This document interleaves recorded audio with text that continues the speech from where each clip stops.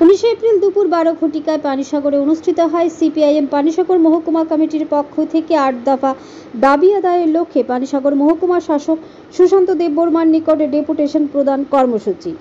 উক্ত ডেপুটেশন প্রদান কর্মসূচির পূর্বে সিপিআইএম পানিসাগর মহকুমা কমিটির কার্যালয় থেকে একটি রেলি সহযোগে টাউন হল সংলগ্ন এলাকায় একটি সভায় মিলিত হয়। উক্ত পথসভায় সভাপতি মণ্ডলীতে ছিলেন তালচুংরাম হালাম, কৃষিরুং রিয়াং এবং সহদেব দাস। সভাতে আলোচনা রাখেন সিপিআইএম পানিসাগর মহকুমা কমিটির সম্পাদক তথা পানিসাগর মহকুমা কমিটির সম্পাদক কমরেড অজিত কুমার দাস এবং সিপিআইএম পানিসাগর মহকুমা কমিটির সদস্য কমরেড শীতল দাস।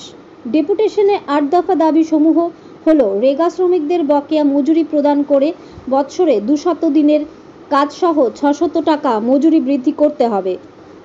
মহকুমা এলাকায় বিশুদ্ধ পানীয় জল সরবরাহ সহ পাইপলাইন থাকা সত্ত্বেও যে সকল এলাকায় জল সরবরাহ হচ্ছে না সেসব এলাকায় ট্যাঙ্কারের মাধ্যমে পানীয় জল সরবরাহ করা এবং বিদ্যুৎ পরিষেবা সচল রাখতে ঘন ঘন লোডশেডিং বন্ধ করা। বিদ্যাজ্যোতি প্রকল্পে স্কুলগুলোতে গরিব ছাত্রছাত্রীদের ভর্তি ফি মকুব করা। পানিসাগর নগর পঞ্চায়েত এলাকায় অত্যাধিক হারে সম্পত্তি কর ও ট্রেড লাইসেন্স ফিস আদায় করা বন্ধ করে ন্যূনতম হারে কর আদায়ের ব্যবস্থা করা।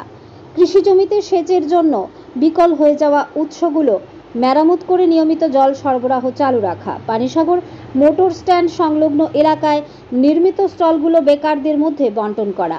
পানিসাগর সরকারি ডিগ্রি কলেজের নিজস্ব পাকা বাড়ি নির্মাণ করা। পানিসাগর মহকুমা হাসপাতালে প্রয়োজনীয় বিশেষজ্ঞ ডাক্তার, নার্স নিয়োগ সহ হাসপাতালের চিকিৎসা পরিষেবার মান উন্নয়ন করার মতো দাবিগুলোর যৌক্তিকতা স্বীকার করে দপ্তরের ঊর্ধ্বতন কর্তৃপক্ষের গোচরে নেওয়া হবে বলে জানান প্রতিনিধি দলটি। উক্ত প্রতিনিধি দলে উপস্থিত ছিলেন অনেকেই। ধর্মনগর থেকে নিজস্ব প্রতিনিধির রিপোর্ট, আরি ধর্মনগর। বেসরকারি স্কুলের মতন গচ্চা টাকা দিতে হয়, স্কুলে মাস্টার নেই, পরিকাঠামো নেই, অথচ বছর শেষে হাজার টাকা 1000 টাকা দিয়ে বলছিল বিদ্যাজ্যোতি শুরু হয়েছে। আজকে বিদ্যাজ্যোতি প্রকল্পে মাসে প্রায় বছরে 3000 টাকা দিতে হয়। এই নগর এলাকার মধ্যে অনেক পরিবার আছে, পরিবারে 2-3 জন ছাত্র, সেই জায়গায় দাঁড়িয়ে এই পরিবারের পক্ষে 8-10 হাজার টাকা দেওয়া এই স্কুলের কর্তৃপক্ষের নিকট সম্ভব নয় বলে স্কুলে ছাত্ররা ড্রপ আউট হচ্ছে, পড়াশোনা বন্ধ হচ্ছে। কিসের বিদ্যাজ্যোতি না বিদ্যা ব্যবসা? বামফ্রন্ট সরকারের সময় বিদ্যা ব্যবসা ছিল না, বিদ্যা মানুষের ওই সাধারণ মানুষের কাছে যাতে শিক্ষার সুযোগ সম্প্রসারিত হয়, বিনা পয়সায় বই, বিনা পয়সায় স্কুল ড্রেস, বিনা পয়সায় মিড ডে মিল, এই ব্যবস্থা ছিল। আজকে ক্রমাগত বিদ্যাকে তারা ব্যবসায়ী প্রতিষ্ঠানে নিচ্ছে। এই জায়গায় দাঁড়িয়ে আমাদের দাবি, এই অবস্থা চলতে দেওয়া যায় না। এর বিরুদ্ধে আমরা গর্জে উঠতে হবে সকলকে, এবং ছাত্রছাত্রীদের কাছ থেকে ব্যাপক হারে এই টাকা যে সংগ্রহ চলছে এটা বন্ধ করতে হবে। কৃষি জমি জলসেচের বিষয় আপনারা জানেন, এটা বলবে শীতল দাস আলোচনার মধ্যে রাখবে। আমাদের আরো দাবি আছে, পানিসাগর বটর স্ট্যান্ডের পাশে আপনারা দেখবেন একটা ওই এসসি ওয়েলফেয়ার দপ্তর থেকে বামফ্রন্ট সরকার থাকার সময় প্রায় 10 লক্ষ টাকা, পরবর্তী সময় আরো কিছু টাকা সেটার সঙ্গে যুক্ত হয়েছে নগর পঞ্চায়েতের। এই জায়গায় দাঁড়িয়ে 2 তলা বিশিষ্ট 10 জন বেকারদের এই স্টলটা দেওয়া যায়। পানিসাগর শহরে 17-18 সালে তৈরি, এখন চলে 25 সাল, 7 বছর কোথাতে যাচ্ছে, এই স্টলটা বেকারদের দিচ্ছে।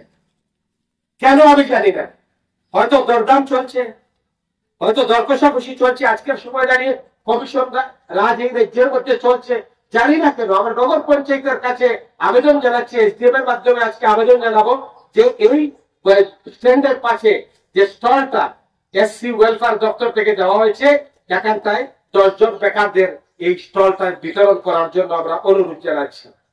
পানিসাগর কলেজের বিষয়ে আপনারা জানেন, বামফ্রন্ট সরকার থাকার সময়, বামফ্রন্ট সরকারের থাকাকালীন যে মুখ্যমন্ত্রী ছিলেন মানিক সরকারের সরজমিনে পর্যবেক্ষণ উপস্থিতি থেকে জায়গা সিলেক্ট হয়, যে এই জায়গায় ঠিক হয় রাজ্যের বামফ্রন্ট সরকারের সময় যে রৌয়াতে ডিগ্রি কলেজ হবে। দুর্ভাগ্য 18 সালে সরকার পরিবর্তন হয়। সেই পরিবর্তন হওয়ার পর এই রাজ্যের মানুষ, এই মহকুমার মানুষ হয়তো আশা করেছিল সরকার পরিবর্তন হলে কি হবে, সরকার তো সরকারি, এই কলেজের কাজ হবে। এই কলেজটা আজ পর্যন্ত হয়নি। রৌয়া একটা হাই স্কুলের একটা ধরেন পরিত্যক্ত ঘর ছিল, সেই করে কলেজটা শুরু হয়েছে। আজ পর্যন্ত 7 বছর যাবত রৌয়া এই জায়গায় কলেজটা চলছে।